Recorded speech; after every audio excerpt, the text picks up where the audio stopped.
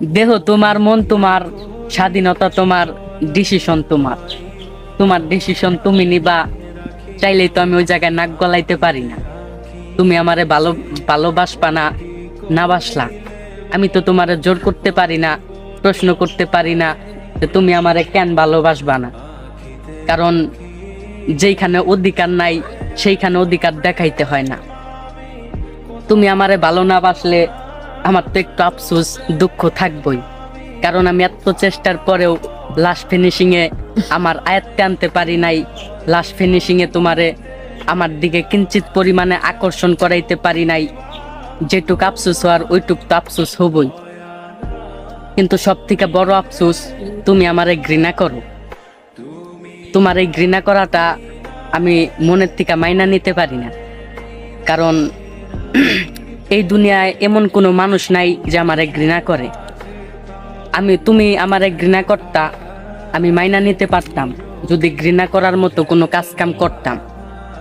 তো আমি তো এখনো খুঁজে পাই না আমার কই দোষ ছিল, কই ভুল ছিল, কই তোমারে বিরক্ত করছি। যদি আমি খুঁজে পাইতাম তাহলে আমি নিজের সান্ত্বনা দিতে পারতাম যে তোমার ঘৃণা করাটা ঠিক আছে।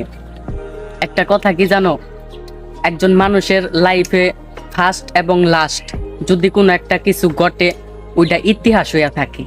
তো বিষয়টা তোমার এই ঘৃণা করাটা আমার ইতিহাস হইয়া রয়েছে। কারণ আমি তোমারে,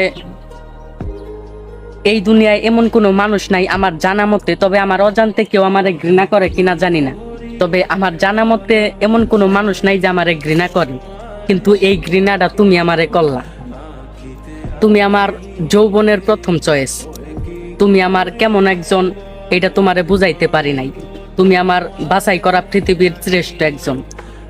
তুমি আমার যৌবনের প্রথম চয়েস হওয়ার পরেও তুমি আমারে ঘৃণা করলা, এইটা আমি মাইনা নিতে পারি নাই।